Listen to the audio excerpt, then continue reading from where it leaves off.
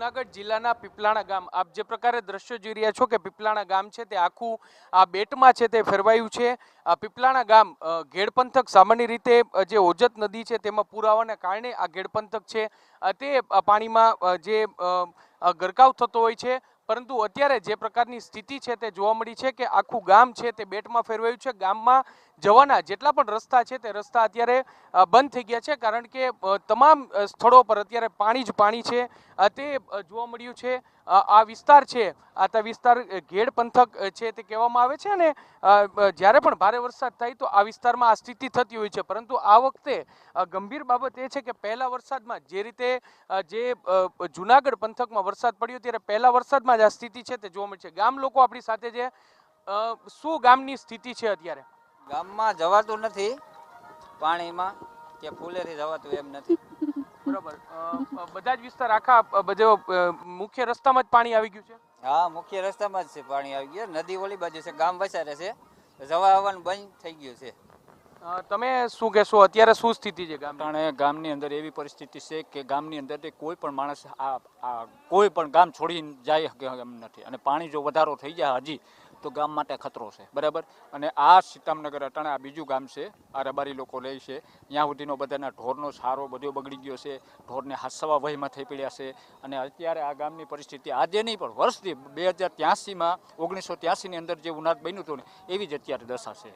એમની પણ આટલું પાણી ભરાવાનું કારણ શું? આનું કોઈ સોલ્યુશન ન હોઈ શકે? સોલ્યુશનનું કારણ એક જ છે કે ઉબણ અને ઓજત બે એક ગામને પછવાડે થઈ અને ઉબણ છે ને આ ઓજતને હારે મળી જાય છે, એટલે ગામને હા બંદોબસ્ત થઈ જાય છે. એટલે ગામ ક્યાંય જઈ શકે એમ નથી. તો અહીંથી એક જ થઈ જાય ઓજત, કારણ કે ગામ બેની વચ્ચે છે. બરાબર. તો આ રીતનો આ પ્રોબ્લેમ થાય તો આ વર્ષદાડે આ પ્રોબ્લેમ ઊભો થાય છે. એટલે પેલા વરસાદમાં તો નહીં થતું હોય ને આ વખતે? પહેલો જ વરસાદ કહેવાય.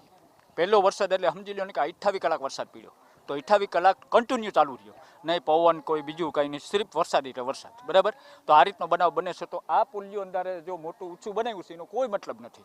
એનું પુલિયું લંબાવી અને આગળ આમ જવા દે, કમસે કમ જાજુ નહીં પણ 200 મીટર આમ જવા દે, 200 મીટર અહીંયા સુધી આવી જાય એટલે ગામનો હર પ્રોબ્લેમ હલ થઈ જાય. સરકારને આ જ દરખાસ્ત છે અમારી. એટલે ગામ લોકો બહુ ગંભીરતાપૂર્વક કહી રહ્યા છે કે જે બ્રિજ તમને અહીંથી દેખાશે, અહીં એક બ્રિજ બનાવવામાં આવ્યો છે, એ બ્રિજ છે જો તેની લંબાઈ વધારી દેવામાં આવી એટલે કે લગભગ 500 મીટર જેટલો બ્રિજ છે, જો અહીં લંબાવી દેવામાં આવે, વધારી દેવામાં આવે તો જરૂરથી આ ગામનો પ્રશ્ન છે તે હલ થઈ જાય. પરંતુ તંત્ર છે, તંત્રના ધ્યાને ત્યારે જ આવે કે જ્યારે કોઈ ઘટના બને. અત્યારે જે ઓજત નદી છે તેમાં ઉબેડ નદી છે તેમાં આ પાણી જવાને કારણે આ સ્થિતિ છે તે થઈ છે ને જળબંબાકાર પીપલાણા ગામ છે તે અત્યારે થઈ ગયું છે. ગામ લોકોનું કહેવું છે કે ગામમાં એક મરણ પણ થઈ ગયું છે ને તેના મૃતદેહને કઈ રીતે બહાર લાવવો તે પણ એક મોટો પ્રશ્ન છે, કારણ કે ફાયર બ્રિગેડની ટીમ છે તે પણ પહોંચી હતી, પરંતુ ફાયર બ્રિગેડની ટીમ છે તે પણ અંદર જઈ શકી નથી, અને તે પ્રકારની સ્થિતિ છે તે જોવા મળી છે. તંત્ર માટે એક ખૂબ જ સારી બાબત એ છે કે તંત્ર જો અહીં બ્રિજ છે તે બનાવી નાખે તો આ ગામનો પ્રશ્ન છે તે હલ થઈ જાય, કારણ કે 1983 થી આ તમામ ગામ લોકો છે તે યાતના ભોગવી રહ્યા છે. ત્યારે આ પ્રશ્નનું હલ કરવા માટેનું આ બ્રિજ છે જો તૈયાર થાય તો જરૂરથી લોકોને રાહત થાય. અત્યારે આખું ગામ છે તે બેટમાં ફેરવાયું છે ને જળબંબાકાર જેવી સ્થિતિ છે તે જોવા મળી છે. કેમેરા પર્સન ભાવેશ લશ્કરી સાથે મોહિત ભટ્ટ, TV9 જૂનાગઢ.